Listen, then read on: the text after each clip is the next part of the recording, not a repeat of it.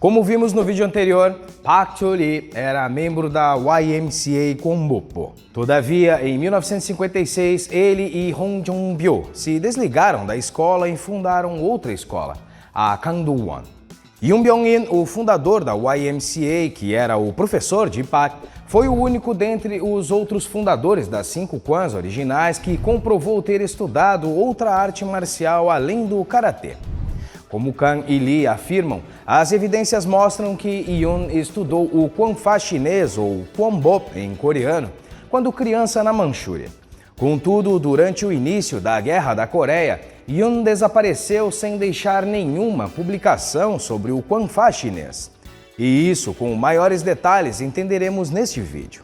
Park Cho-lee, como também comentado no vídeo anterior, posteriormente publicou um manual titulado Pasa Kwanbop Konsudo Kyobon, em 1958. Deste modo, este manual é a única fonte disponível que descreve o currículo do YMCA Kwangbopo. Seja bem-vindo a mais um vídeo aqui do canal. Eu me chamo Alexandre Coelho dos Santos e no vídeo de hoje conheceremos um pouco sobre a história de Yoon Byung-in, o fundador da YMCA Kwangbopo, atual escola Changmukwan. E também verificaremos se de fato houve ou não influências de artes marciais chinesas na formação do Taekwondo. Será que houve? Fica comigo até o final deste vídeo e vamos entender juntos toda essa história. Não saia daí!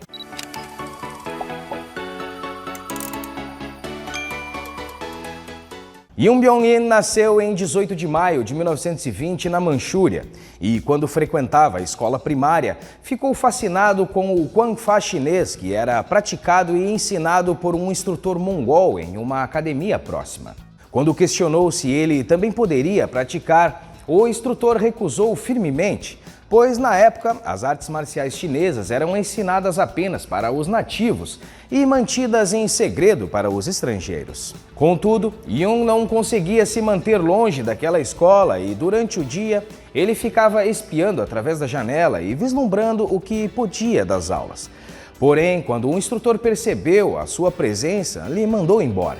Com uma nova estratégia e determinado a praticar o Kwanfa chinês, Yoon retornou e começou a limpar ao redor da escola e também em frente à porta de entrada, local em que ficavam os sapatos do instrutor e também dos alunos.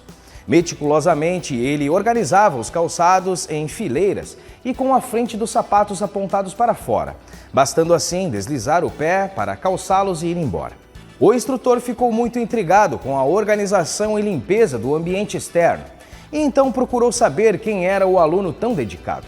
Assim, ele acabou descobrindo que não eram seus alunos, mas sim o garotinho coreano que estava tentando demonstrar sua dedicação e sinceridade. O mestre ficou tão impressionado com a presteza e dedicação de Yoon que acabou abrindo uma exceção, permitindo que ele de fato se matriculasse na escola e iniciasse seus estudos e treinamentos no Kwanfa chinês. Yoon Byung-in estudou Kwanfa até se formar no ensino médio, e a partir daí ele foi enviado por sua família para estudar na Universidade Nihon, no Japão.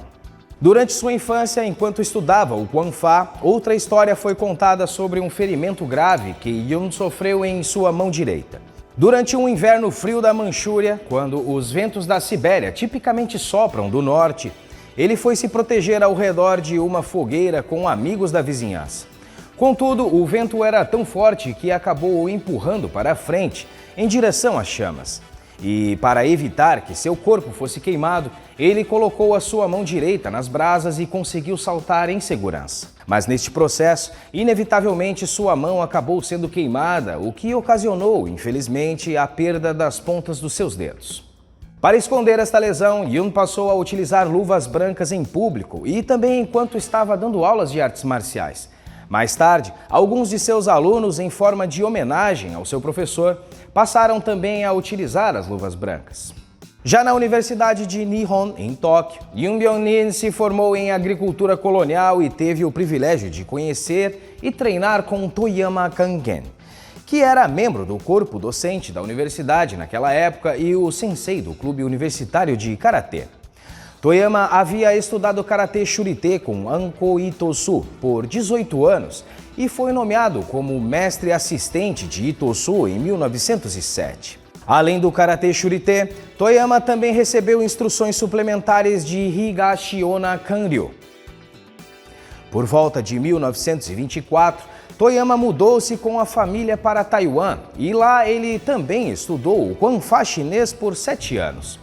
E já em 1930, ele se mudou para Tóquio e abriu a sua própria escola, chamando-a de Shudokan, onde praticamente ensinava uma mistura dos estilos de karatê que havia aprendido e também do Kwanfa chinês.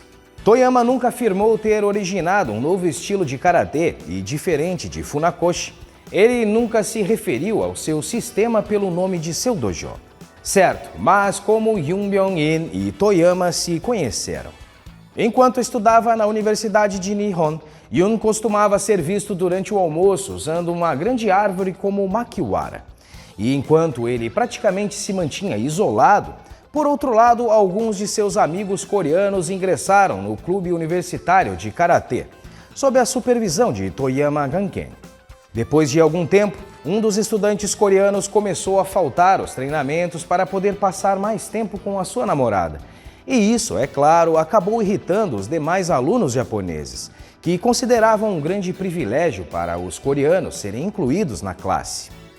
Nesta época já havia tensão racial no campus e gangues japonesas frequentemente brigavam com gangues coreanas. E alimentados por isso, os alunos do clube japonês de karatê perseguiram o namorador e acabaram o espancando. A vítima coreana sabia de Yoon e sobre o seu conhecimento em Kwanfa, pois o tinha visto muitas vezes do lado de fora praticando no pátio. Então ele pediu a Yoon que o ajudasse. Yoon concordou e na próxima surra programada ele apareceu no local e rapidamente entrou em ação, utilizando seu gracioso Kwanfa chinês que ele aprendera na infância. Habilmente, ele desviou e evitou os golpes e chutes dos alunos japoneses de karatê e lutou contra os agressores simultaneamente. Assustados, os atacantes japoneses acabaram desistindo do confronto e correram de volta para contar ao seu professor sobre o que havia acontecido. Toyama, revelando seu caráter, respondeu à situação de uma forma completamente diferente ao esperado do típico professor egocêntrico de artes marciais e acabou convidando Yoon para se sentar com ele e explicar sobre a habilidosa arte marcial que ele havia utilizado contra seus alunos. Nesta ocasião, Yoon compartilhou com Toyama sobre o estudo do Kwanfa na Manchúria e Toyama imediatamente apreciou essa formação, pois ele também havia estudado a modalidade em Taiwan, como mencionado anteriormente. A partir daí, os dois imediatamente decidiram trocar conhecimentos. Yoon concordou em ensinar e atualizar Toyama na arte do Kwanfa se o mestre o ensinasse Karatê Shudogan. O nível de habilidade de Yoon era tão avançado que Toyama logo concedeu-lhe o título de faixa preta 4º Dan, vindo a torná-lo também o instrutor-chefe do clube universitário de Karatê. Toyama, na época, ocupava o posto de faixa preta 5º Dan, então isso fez de Yoon o seu aluno mais graduado e essa promoção era verdadeiramente especial, pois teria sido uma bênção rara para qualquer estudante japonês e ainda mais inédita para um cidadão coreano na época. Em 15 de agosto de 1945, os japoneses se renderam, marcando assim o fim da Segunda Guerra Mundial e dos 36 anos de ocupação da Coreia. Desta forma, finalmente Yoon Byung-in poderia voltar para a casa de seus pais e, junto com 2 de seus amigos coreanos do clube de karatê da universidade, retornou a Seul. Um desses amigos o convidou para lhe ajudar a ensinar uma mistura de Kwanfa e karatê na escola de judô Choson Yonmugwan, que posteriormente originou a escola Jidokwan. E então, Yoon acabou ensinando nesta escola pelo período de 6 meses. E após isso, ele foi convidado para ensinar na Central Choson YMCA em 1946. Em uma lista de instrutores de Toyama Ganken, publicada em algum momento de 1946 ou 47, Yoon Byung-in aparece listado como o instrutor-chefe da Choson YMCA, com a graduação de faixa preta 4º Dan.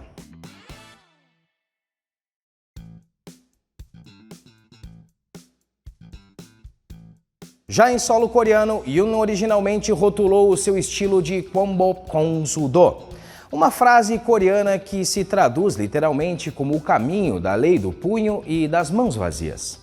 Esta designação não só presta homenagem ao espírito de ecletismo que ele teceu à sua arte desde o início, mas em uma forma literária pode-se ver uma convicção de que seu estilo marcial reflete uma combinação adequada de uma arte dura com uma arte suave, que refletem as origens de sua formação. Mais tarde, Yun sugeriu que o estilo fosse chamado de Chanmugwan, mas esta referida mudança acabou se estabelecendo posteriormente sob a liderança de Lee Nam-sok. Nos primeiros anos, o currículo era complexo e o treinamento era severo. No início, a escola contava com cerca de 500 alunos, mas 3 meses depois restavam apenas 180. O estilo de Yun consistia em uma mistura única de Karatê Shodogan e o Kwanfa do Norte, e dizia-se que as técnicas tinham uma aparência suave, mas dura quando praticadas ou demonstradas. Supostamente, os praticantes treinavam várias formas de Kwanfa, bem como pelo menos 2 formas em equipe, uma criada pelo próprio Yun e outra trazida do Karatê Shodogan. Algum tempo antes de 1950, Yun foi nomeado professor da Universidade Sungkyunkwan e também da Faculdade Agrícola Kyongnon, onde ensinou sua mistura única de Kwanfa e Karatê em ambos os lugares. Ele também havia recebido neste período uma oferta de emprego como guarda-costas do presidente Lee Sung-man, mas acabou recusando, supostamente pelo fato de não poder saudar adequadamente o presidente por causa do acontecido com os dedos de sua mão direita. E possivelmente ele queria evitar este constrangimento. Com muitas novas responsabilidades, Yun nomeou Lee Nam-sok, um dos seus melhores alunos, como o instrutor principal do Chosun YMCA. Com o início da Guerra da Coreia, em junho de 1950, muitas escolas foram fechadas quando seus alunos e professores foram chamados para o serviço militar. E durante este conflito, Yoon Byung-in infelizmente desapareceu. E por muitos anos pensou-se que ele havia morrido. No entanto, no ano de 2005, algumas informações sobre a família de Yun foram recuperadas por um de seus alunos, o grão-mestre Kim Byung-sol, uma personalidade notável em termos de preservação da influência de Yun nas formas da Chanmugwan e nas técnicas de autodefesa. Aparentemente, Yun havia sido atraído sob coação para a Coreia do Norte em 1950 por seu irmão mais velho, um capitão do exército comunista norte-coreano que apareceu inesperadamente e exigiu que seu irmão o acompanhasse ao norte.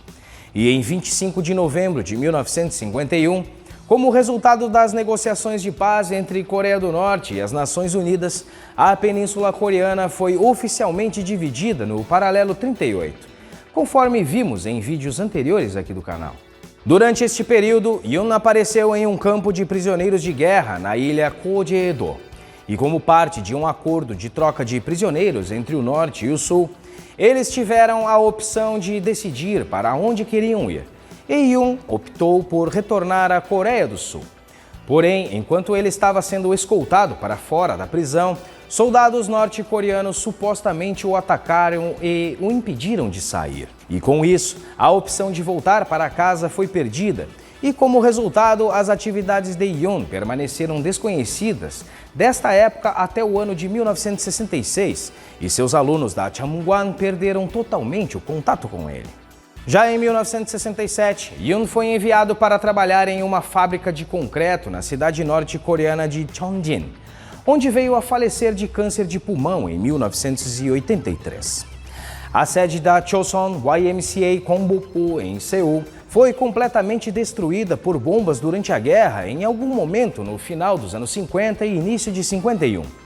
Nesta época, os instrutores da Chanmugwan estavam espalhados pela Península Coreana, treinando militares até o armistício. E após a recuperação da capital pelas forças aliadas, os professores sobreviventes começaram a retornar a Seul. E o treinamento foi retomado sob a liderança de Lee Nam-sok em 1953. Em 5 de outubro do mesmo ano, Lee Nam-sok foi nomeado presidente do estilo de Yoon Byung-in e imediatamente supervisionou o treinamento de cerca de 500 alunos e 600 funcionários públicos. E nessa mesma época, adotou formalmente a designação Chanmugwan como o nome oficial do estilo, dando continuidade à vontade de Yoon Byung-in antes de seu desaparecimento.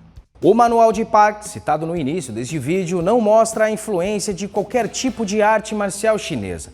Em vez disso, ele exibe técnicas e formas exclusivamente do karatê, embora mencione algumas dessas formas em chinês. Segundo autores, mesmo que o currículo principal de Yun focasse nas técnicas do karatê, ele ocasionalmente ensinava algumas formas chinesas para alunos selecionados do YMCA Konbuku.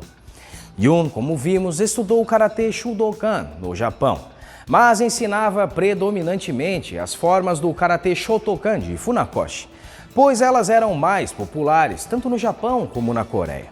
Além disso, o manual de Park mostra que o Kwanfa não era muito popular entre os alunos e que após o desaparecimento de Yun, seus sucessores desistiram de praticar os componentes das artes marciais chinesas em suas atividades gerais de treinamento, em favor da prática do karatê.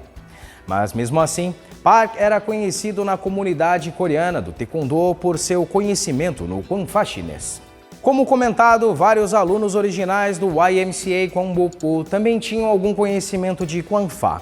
Alguns deles mais tarde fundaram ou se tornaram membros da Changwon ou da Kangduwon, onde formas chinesas também eram ensinadas.